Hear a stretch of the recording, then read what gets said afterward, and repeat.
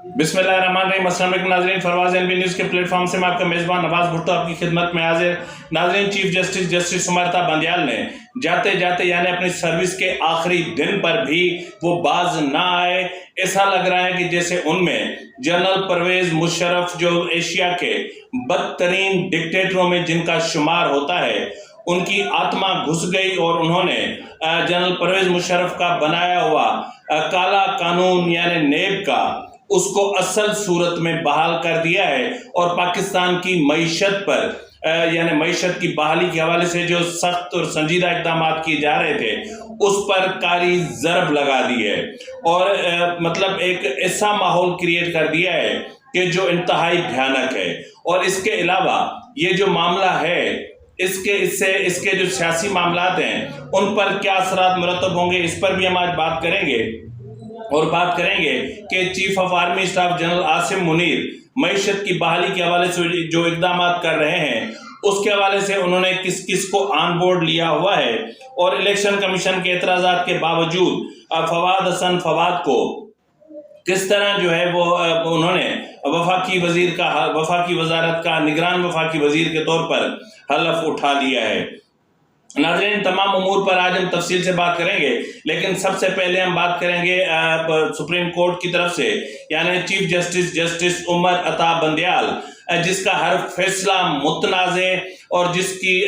यानी हर चीज़ उन्होंने जो की वो इश्क़ इमरान में इतना आगे चले गए कि उन्होंने मुल्क की मईशत को तबाह बर्बाद करके रख दिया, आइन की धज्जियां उड़ा के रख दी, आइन को रीराइट करने की कोशिश की और पार्लियामान पर मुसल्लत होने की कोशिश की और पार्लियामान के फैसलों को यानी पार्लियामान के बनाए गए कवानीन की शक्ल अख्तियार करने से पहले ही जो कलअदम करार देने के जो उनके फैसले हैं उन्हीं को मद्देनजर रखते हुए आज उन्होंने नेब तरामीम के हवाले से जो 3 रुकनी बेंच था उसने 2-1 की अक्सरियत से फैसला सुना दिया है। अब इस फैसले के मुताबिक यानी मजमूई तौर पर 10 में से नेब तरामीम की 9 शिकें उड़ा दी गई हैं और इस फैसले के मुताबिक यानी 1 सदर और 6 साबिक वज़राए आज़म इसकी जद में आएंगे और इनके मुकदमात एक बार फिर खुल जाएंगे। यानी तमाम केसेस और बंद इंक्वायरीज को और तहकीकात को दोबारा खोलने का हुक्म दे दिया गया है। अवामी ओहदों पर बैठे तमाम अफसरान के केसेस दोबारा खोलने का हुक्म शहबाज शरीफ, आसिफ जरदारी, शाहिद खाकान अब्बासी, राजा परवेज अशरफ, शौकत अजीज, इसाक डार और शरीफ फैमिली से रिलेटेड जो भी लोग हैं जिनके केसेस इन तरामीम के बुनियाद पर ख़त्म हो गए थे, उन तमाम केसेस को एक बार फिर से खोलने का हुक्म दे दिया है। सेक्शन 10 और 14 की पहली जो तरामीम है उनको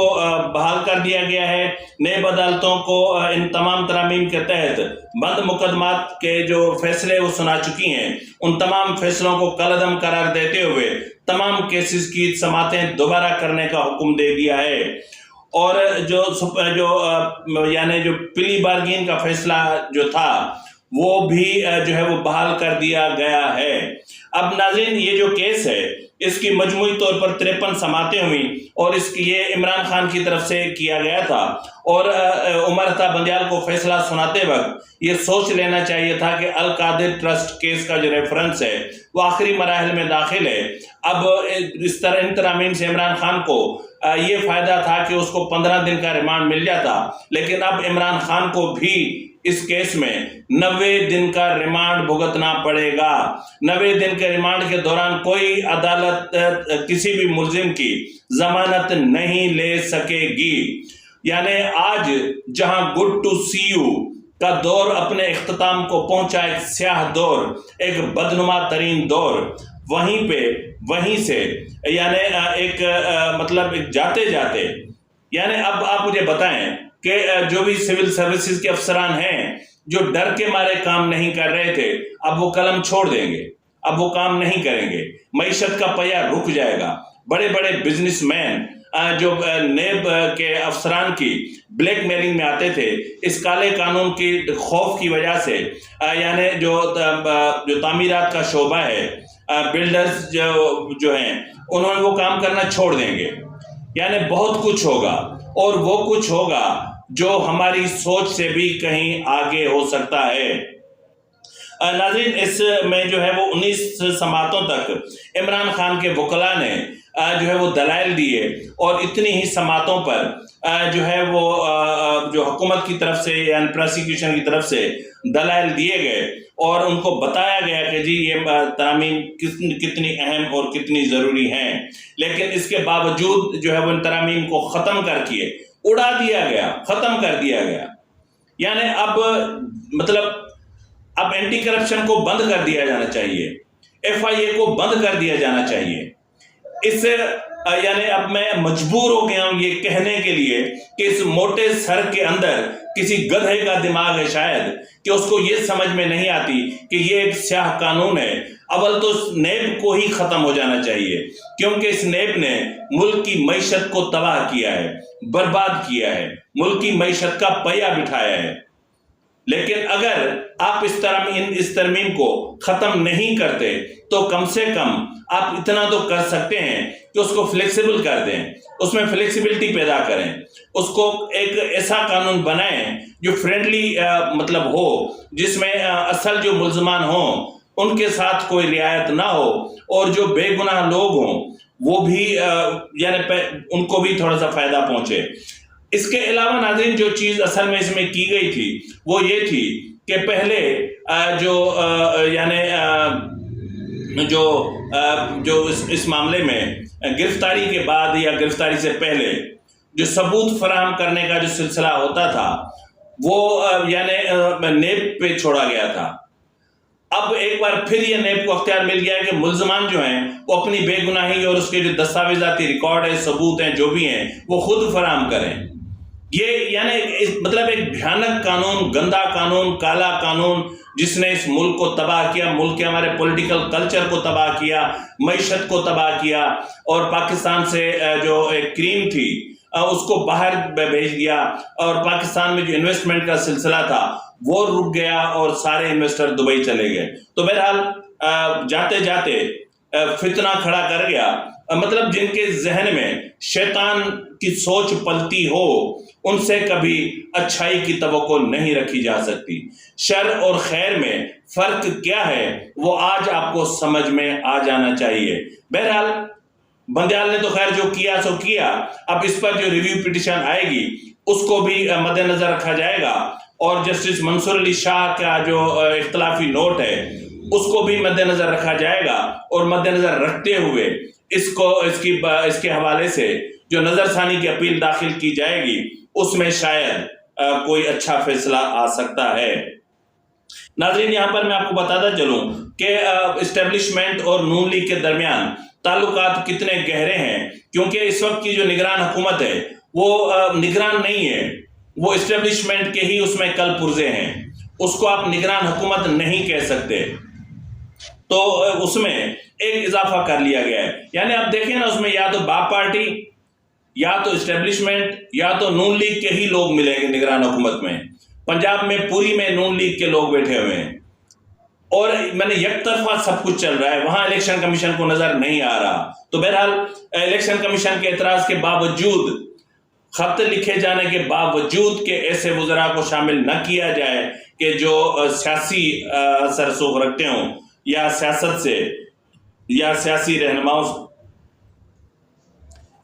رہنماؤں سے جن کا کوئی ریلیشن شپ ہو، لیکن اس کے باوجود آج فواد حسن فواد نے حلف لے لیا۔ ناظرین، chief of army staff general Asim Munir نے معیشت کی بحالی کے حوالے سے جو اپنا بزنس کمیونٹی سے جو ملاقات کی تھی کراچی میں، لاہور میں، اس کے بعد کور کمانڈرز باقاعدہ متحرک ہو چکے ہیں، اور کور کمانڈرز سے یومیہ کے بنیاد پر فالو اپ لیا جا رہا ہے، اور کور کمانڈرز جو ہے وہ جو مافیاز کے خلاف، یعنی جس طرح گندم مافیا، چینی مافیا، ایرانی پیٹرول کا مافیا اور ڈالر مافیا، یعنی جو بھی معاملات ہو رہے تھے اس کے حوالے سے جو ٹاسک فورسز بنائی گئی تھیں وہ متحرک ہو چکی ہیں، وہ سرگرم ہو چکی ہیں، اور وہ کام کر رہی ہیں، اور یہ سب کچھ کور کمانڈرز کی زیر نگرانی ہو رہا ہے۔ اس وقت جو آپ ملک میں بحالی، معیشت کی بحالی کے جو اقدامات دیکھ رہے ہیں وہ کور اپنا چیف آف آرمی اسٹاف اور کور کمانڈرز کی نگرانی میں جو ٹاسک فورسز بنی ہوئی ہیں جو کام کر رہی ہیں، یہ ان کی مہربانی ہے. ادروائز ہم کیا کر سکتے تھے؟ ہم کچھ نہیں کر سکتے تھے. تو بہرحال جو ہے وہ اس وقت جو معاملات ہیں جو ہیں، لیکن اتنا میں آپ کو بتا دوں کہ establishment P M L N کی خواہش پر، یعنی P M L N, J U I F اور باپ پارٹی کی خواہش پر پاکستان پیپلز پارٹی کی سندھ میں بھی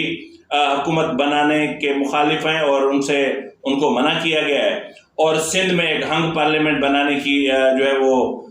کوشش کی جا رہی ہے. یعنی پاکستان پیپلز پارٹی کو کٹ ٹو سائز کر کے اس طرح کر دیا جائے گا کہ وہ بغیر کسی اتحادی کی حکومت نہ بنا سکے، جس طرح پہلے سب کچھ ہوتا رہا ہے. ناظرین، یہ جو کچھ ہو رہا ہے یہ پولیٹیکل، ہم اس کو پولیٹیکل وکٹمائزیشن نہ کہیں تو کیا کہیں، اسٹیبلشمنٹ کی مداخلت کہیں نہ کہیں تو کیا کہیں. ناظرین، یہ وہی اسٹیبلشمنٹ ہے جس کے لیے قمر جاوید باجوہ نے اب پہلے کیا کہا تھا، ذرا وہ ملاحظہ فرما لیں.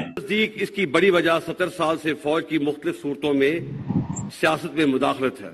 جو کہ غیر آئینی ہے.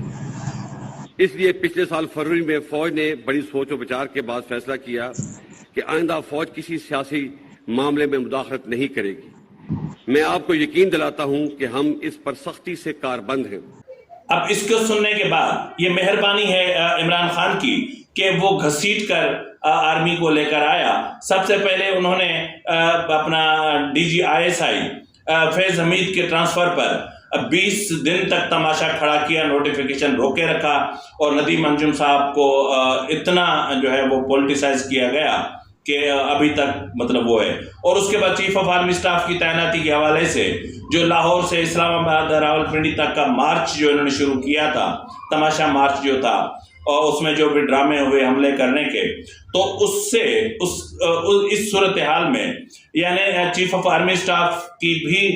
حیثیت، شخصیت اور منصب کو بھی متنازع بنا دیا گیا، اور اتنا متنازع بنا دیا گیا کہ مجبوراً اس فوج کو جو اے پولیٹیکل ہونے کا اعلان کر چکی تھی واپس پولیٹکس میں آنا پڑا، اور ایک بار پھر پاکستان میں پولیٹیکل انجینئرنگ شروع ہو چکی ہے. اب پتہ نہیں آر ٹی ایس بیٹھیں گے یا کیا ہوگا، یا ای وی ایم مشینوں کے ذریعے سے نتائج بدلے جائیں گے. جو بھی ہوگا دیکھتے ہیں کہ وقت پر کیا ہوتا ہے. بہرحال اس وقت اتنا میں ضرور کہہ سکتا ہوں کہ اسٹیبلشمنٹ کے تیور پاکستان پیپلز پارٹی کے لیے بہتر نہیں ہے، اور میرے خیال میں اسٹیبلشمنٹ کی نظر میں سب کو ایک ہونا چاہیے. گڈ کاپ بیڈ کاپ کا کانسیپٹ ختم ہونا چاہیے. اچھا نواز شریف بیڈ کاپ، شہباز شریف گڈ کاپ، تو شہباز شریف نواز شریف ہوں گے تو ضرور، لیکن شہباز شریف ہمارے بہت قریب ہے جی، کیونکہ اس سے زیادہ کوئی فرما بردار مل نہیں سکتا تھا نا. یعنی میں نے کہا نا کہ کوئی